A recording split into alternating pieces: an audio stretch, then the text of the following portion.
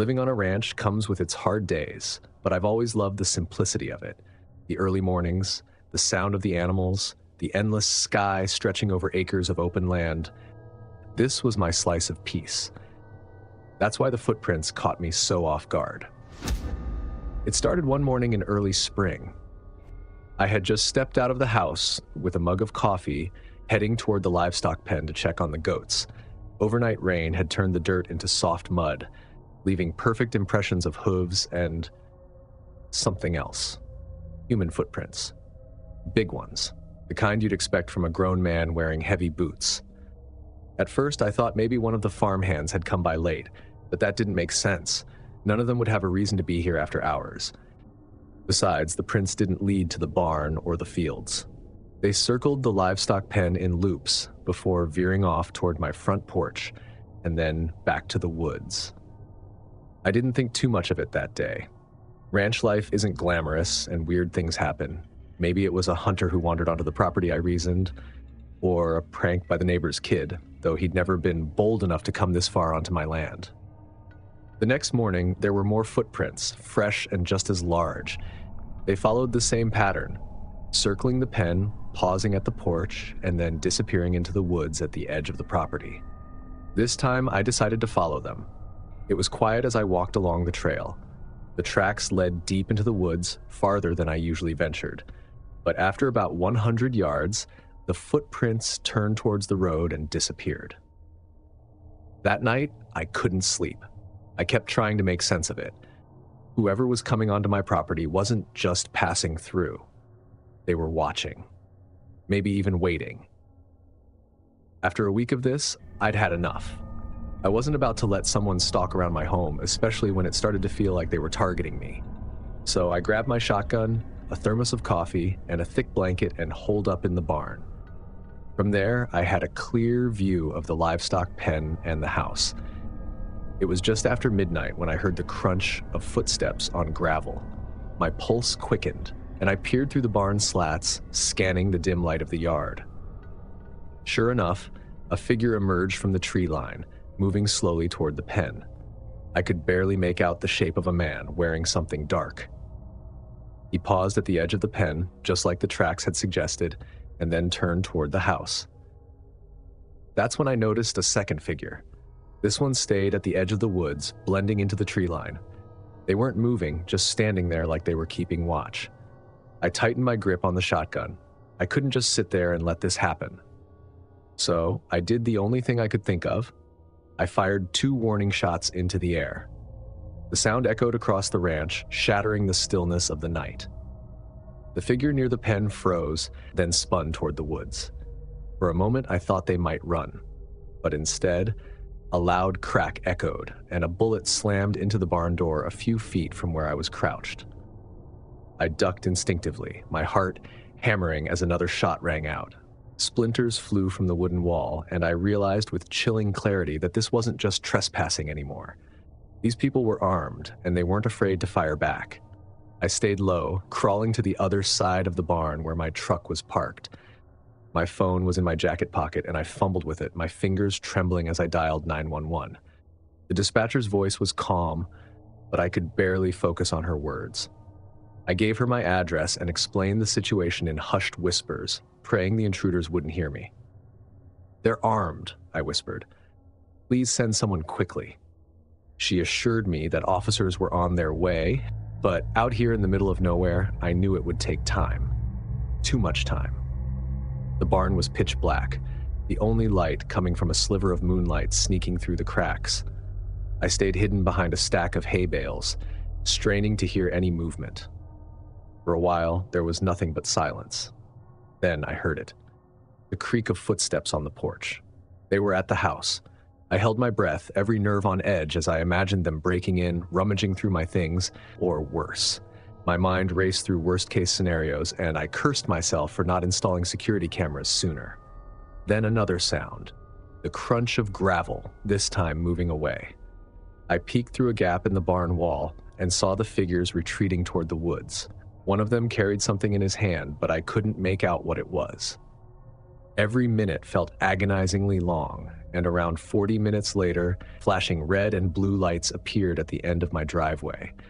The sight was almost enough to make me cry with relief. I ran out to meet the officers, explaining everything as quickly as I could. They searched the property, but by then, the intruders were long gone. The officers found the same footprints I'd seen for days, along with shell casings near the tree line.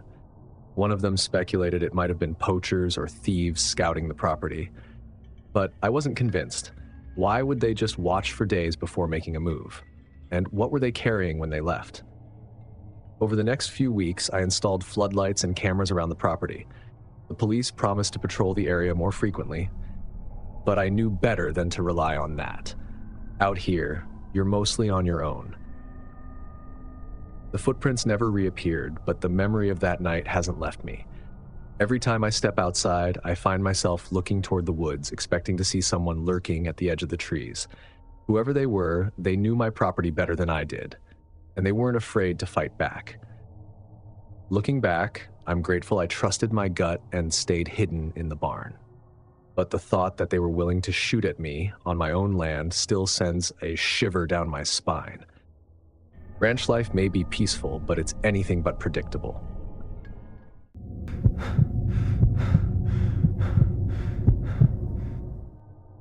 As a crop farmer, my life is built on routines.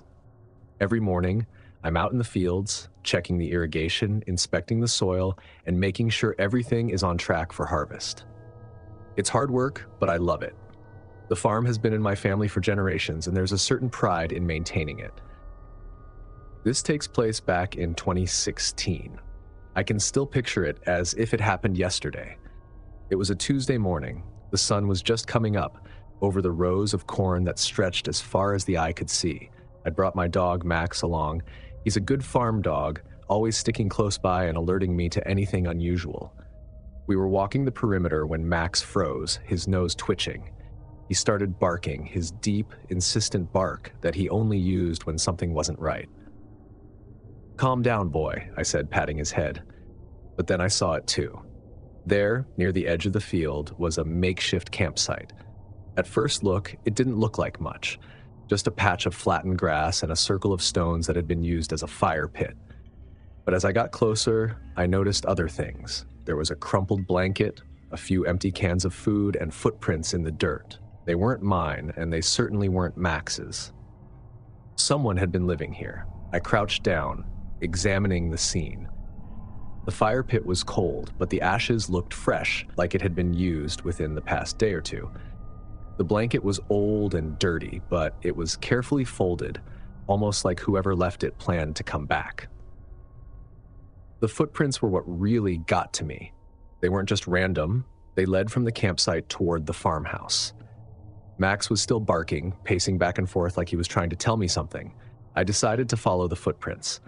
They led across the field, through the tall grass, and stopped just shy of the back porch of my house. That's when I noticed something else. Scratches on the doorframe, like someone had tried to open it. I didn't know what to make of it. It could have been a drifter, someone passing through and looking for shelter. But why would they come so close to the house? Why not just stay in the field? The whole thing left me uneasy. That night, I locked every door and window and kept Max inside with me. I barely slept. Around midnight, Max started growling. I grabbed the flashlight from my bedside table and crept to the window. The yard was dark and still, but Max wouldn't stop growling, his body tense and his eyes fixed on the back porch. The next morning, I went back out to the campsite. It looked the same as before, except for one thing: the blanket was gone. Whoever had been there had come back during the night, and this only confirmed what I already thought. That must have been the reason why Max barked so much. Over the next few days, the signs kept piling up. I'd find fresh footprints around the house every morning, always leading to the same places: the back porch, the barn, and sometimes the window near the kitchen. I started feeling like I was being watched, like someone was out there waiting for the right moment to make a move. Then came the night Max went wild. It was around 2 a.m. when his barking jolted me awake. This wasn't his usual bark. This was frantic, almost panicked. I grabbed my rifle and a flashlight and headed downstairs, trying to quiet him down so I could hear what was going on. As soon as I opened the back door, Max bolted, tearing across the yard toward the fields. "Max!" I yelled, but he was gone, his barks echoing in the distance. I followed him as best I could with my flashlight. That's when I saw a figure running through the cornfield, their outline barely visible against the tall stalks. They were fast, weaving through the rows like they've done this multiple times. Max was chasing them, his barks growing fainter as they disappeared deeper into the field. I didn't go after them. Instead, I went back to the house and called the police. The police arrived about 30 minutes later. Just as they were stepping out of their vehicles, Max came trotting back, his tail wagging like he'd just accomplished something incredible. My relief at seeing him unharmed was short-lived when I noticed the blood. His mouth was smeared with it.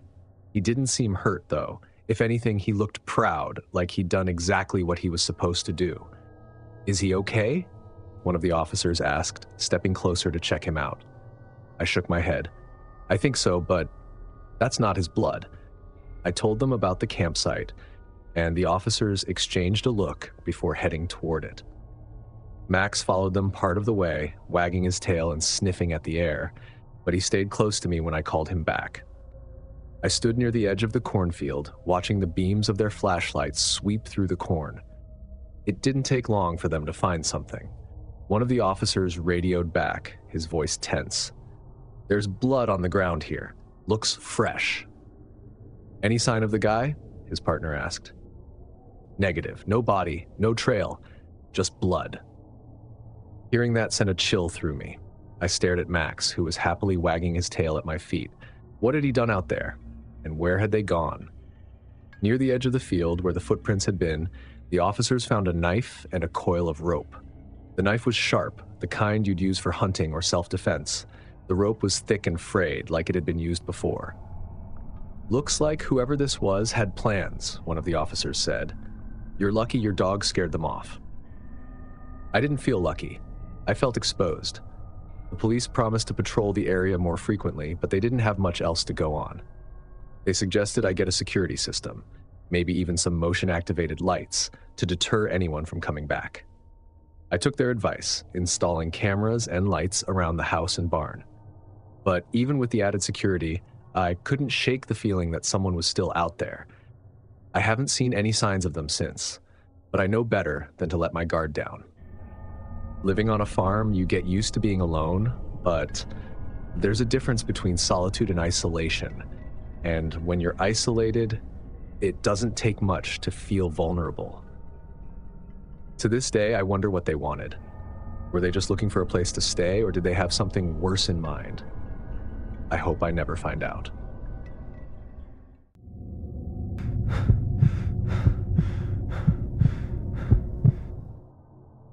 When my friend Paul called me out of the blue to ask for a favor, I didn't hesitate to say yes. I'd been working freelance as a horse trainer for the past few years, and my schedule was flexible. Paul owned a modest farm a couple of hours away, and he needed someone to watch the place while he attended a cattle fair for a week. He was offering a bit of cash, free lodging, and all the peace and quiet I could ask for. It sounded like a win-win.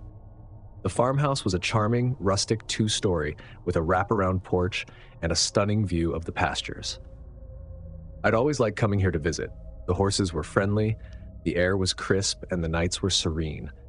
Paul left me with a detailed list of chores: feeding the horses, mucking out stalls, and making sure the fences were intact. "And keep an eye on the house," he added casually. He reached into a cabinet and pulled out a small handgun, offering it to me. "You can keep this just in case," he said, holding it out.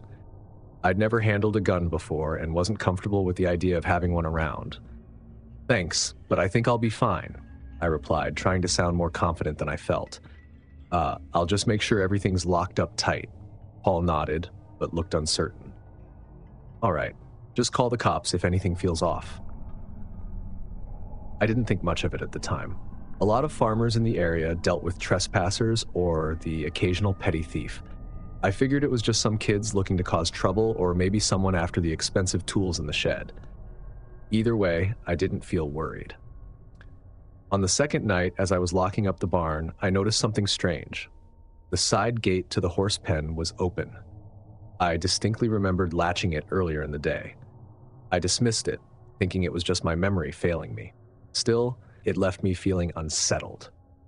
The following morning, I noticed something even stranger.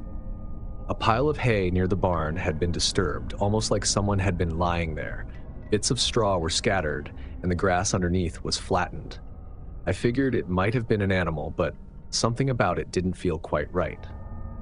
By the third night, that sense of something being wrong wouldn't let me rest. It was late, probably close to midnight, and I was sitting in the living room reading a book. The quiet of the farmhouse was soothing, until I heard it. A faint creak came from upstairs, followed by another. At first, I thought it was just the house. Old farmhouses are known for their noises, after all. But then the creaks changed, sounding more like someone walking. My stomach knotted as I set the book down and listened. The steps moved slowly, as if someone was walking down the hall above me. I called out, "Jake? Is that you?"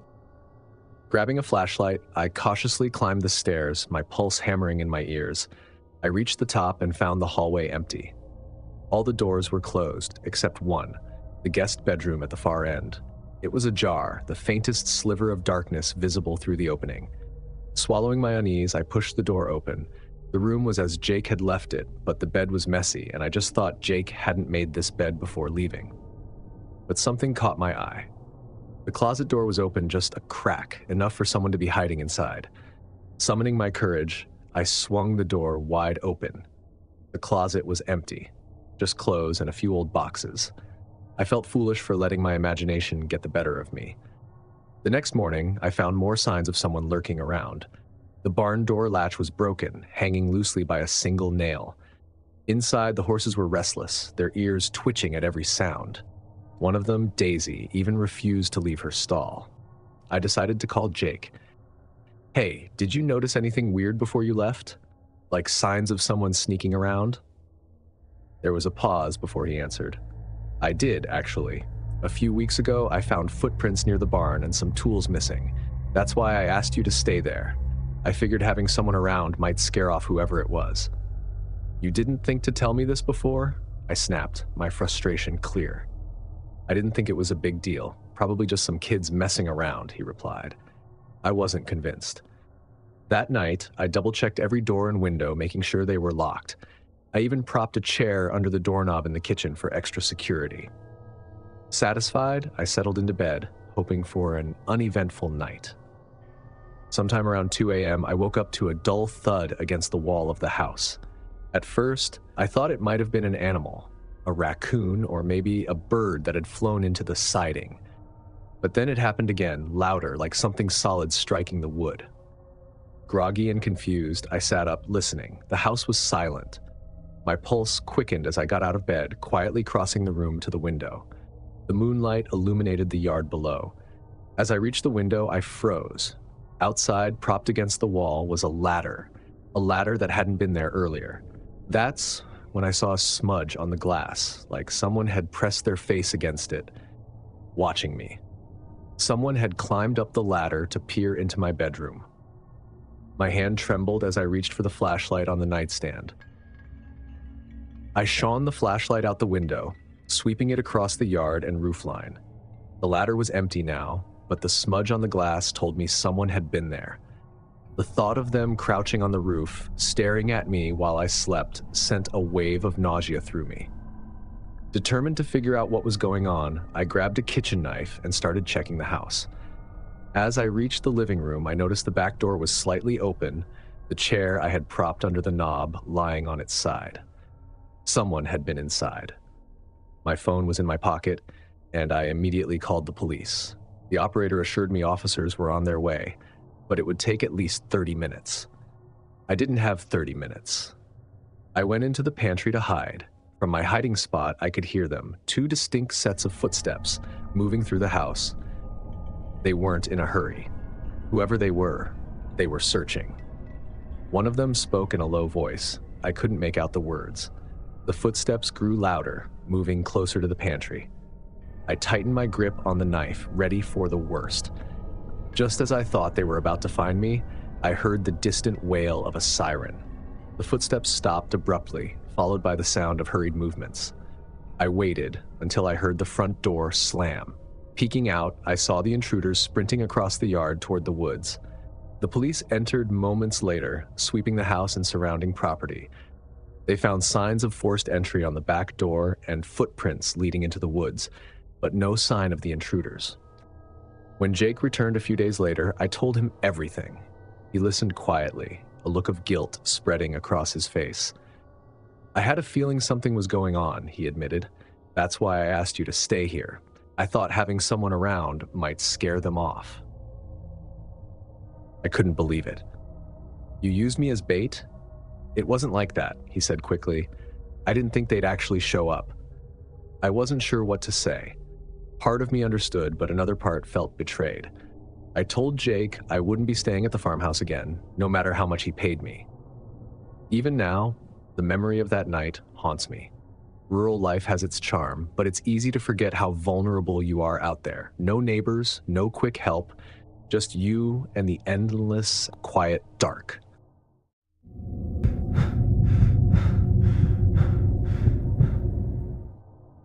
Moving to the farm felt like a dream come true.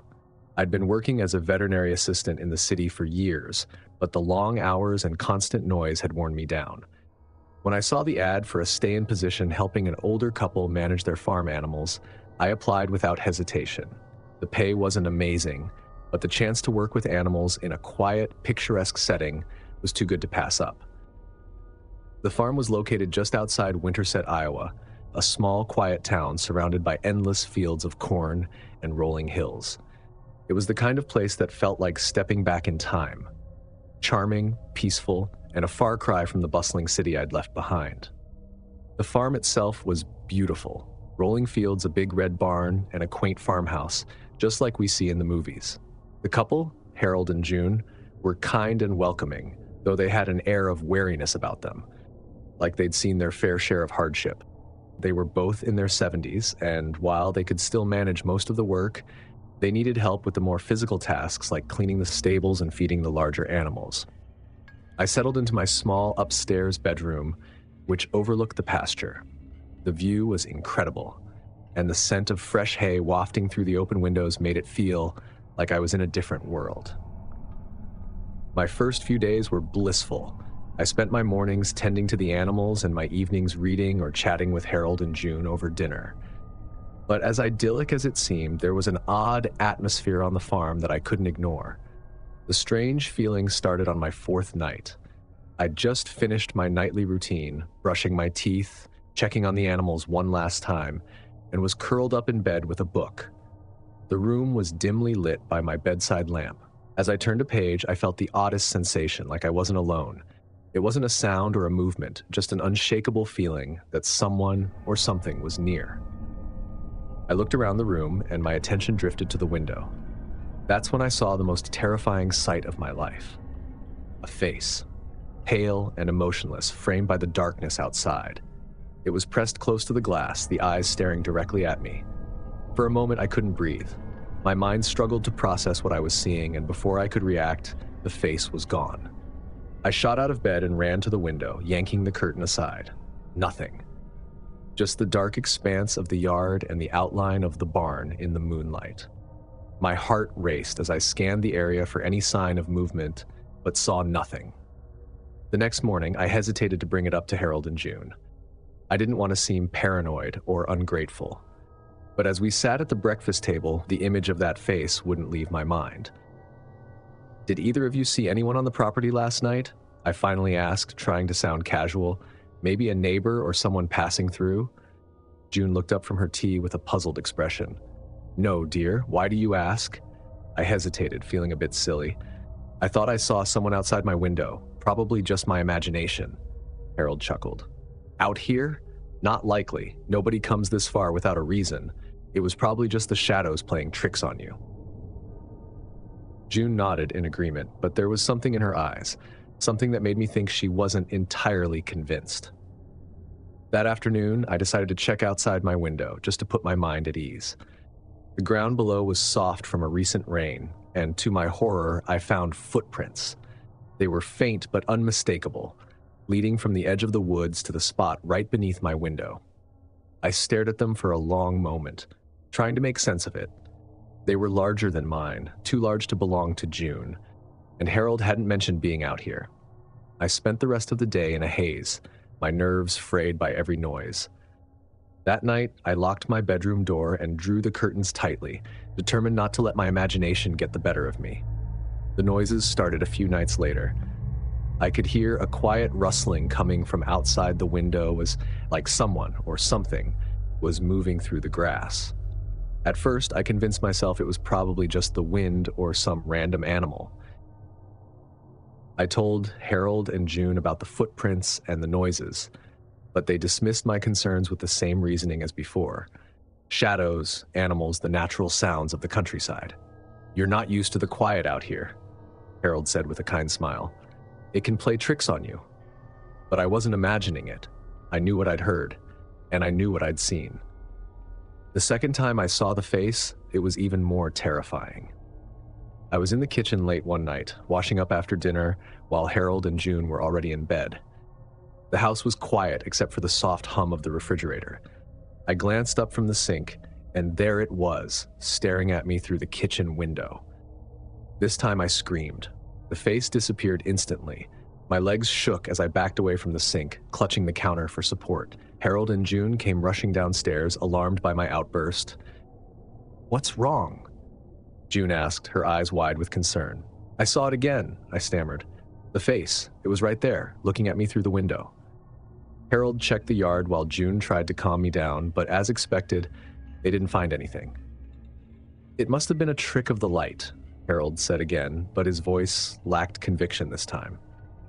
The final straw came 2 nights later. I was lying in bed, trying to fall asleep, when I heard the footsteps again. This time, they were louder, circling the house.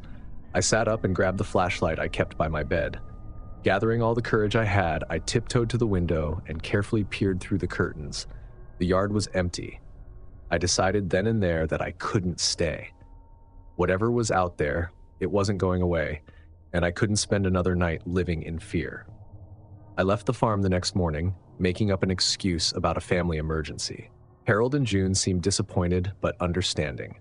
As I loaded my car, June pulled me aside. "You're not the first to leave early," she said quietly, looking toward the woods. "Other workers have said similar things. Faces in the windows, strange noises at night. I don't know what it is, but it always seems to happen." I drove away, my emotions caught between feeling safe and still uneasy. Whatever was watching me on that farm, I hope I never see it again. If these farm horror stories made you think twice about rural life, hit that like button and subscribe for more bone-chilling tales. How would you handle finding footprints outside your door or a face in your window? Let me know in the comments. I'm curious to hear your thoughts. Share this video with your countryside-loving friends and remind them that isolation isn't always peaceful. Thanks for watching, and I'll see you in the next nightmare.